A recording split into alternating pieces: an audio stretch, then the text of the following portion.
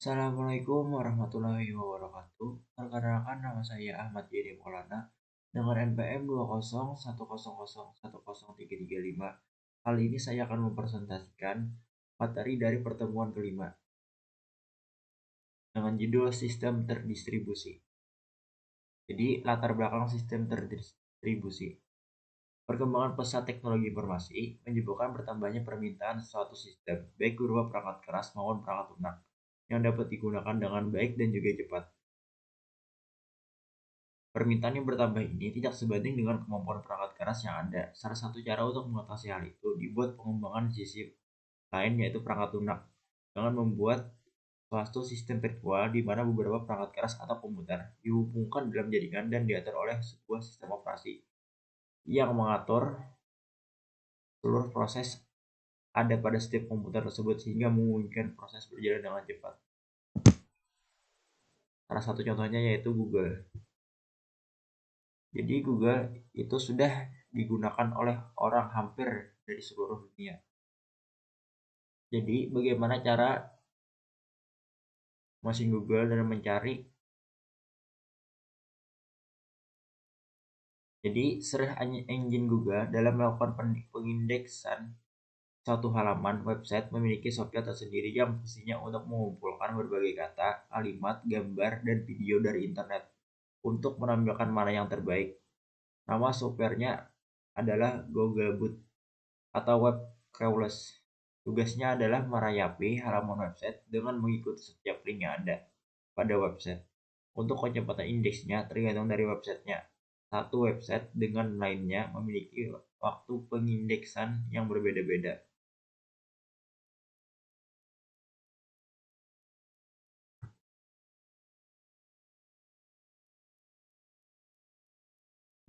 Terus yaitu ada Amoeba OS atau sistem operasi Amoeba. Suatu sistem operasi terdistribusi yang sejatinya adalah yang berjalan pada beberapa buah mesin dan tidak melakukan sharing memori, tetapi terlihat sebagai sebuah komputer single. Pengguna tidak perlu memikirkan keberadaan perangkat keras yang ada seperti prosesor. Contoh dari sistem sepertinya adalah Amoeba. Jadi Amoeba adalah sistem berbasis mikrokernel yang tangguh yang menjadikan banyak processing personal menjadi satu sistem terdistribusi secara transparan.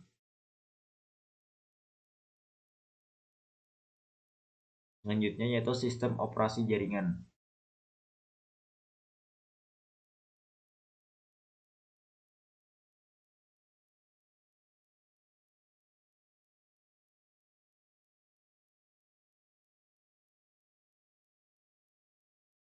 Sistem operasi terdistribusi berbeda dengan setiap sistem operasi jaringan.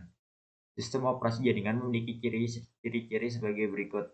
Yang pertama, tiap komputer memiliki sistem operasi sendiri. Yang kedua, tiap PC memiliki sistem file tersendiri di mana data disimpan. Sistem operasi tiap komputer dapat berbeda-beda atau heterogen. Pengguna harus memikirkan keberadaan komputer lain yang terhubung dan harus mengakses biasanya menggunakan remote login atau telnet. Selanjutnya, arsitektur distribusi operation. Arsitektur sistem adalah istilah untuk menyatakan bagaimana mengidentifikasikan komponen-komponen yang lebih spesifik secara terstruktur dengan tujuan agar terstruktur yang dirancang dapat menjawab kebutuhan saat ini dan nanti.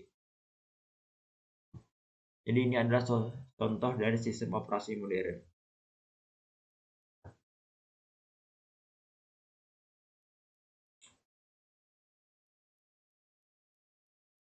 Sistem operasi dapat ditemukan di hampir semua alat yang mempunyai fungsi komputer melalui handphone, video game, hingga superkomputer dan web server.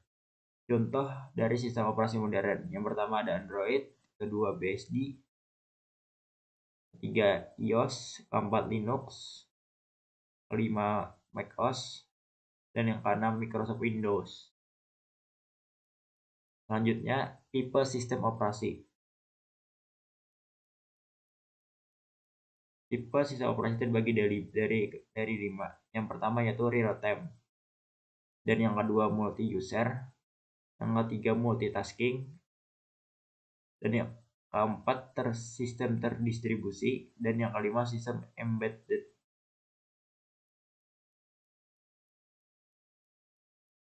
Sistem operasi terdistribusi adalah salah satu implementasi dari sistem terdistribusi, di mana sekumpulan komputer dan prosesor yang heterogen terhubung dalam satu jaringan.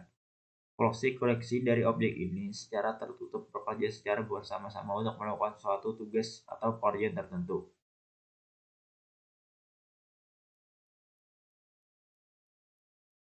Fungsi dan manfaat sistem operasi terdistribusi. Manfaat dari sistem terdistribusi yang pertama yaitu reliabilitas. Yang kedua komunikasi.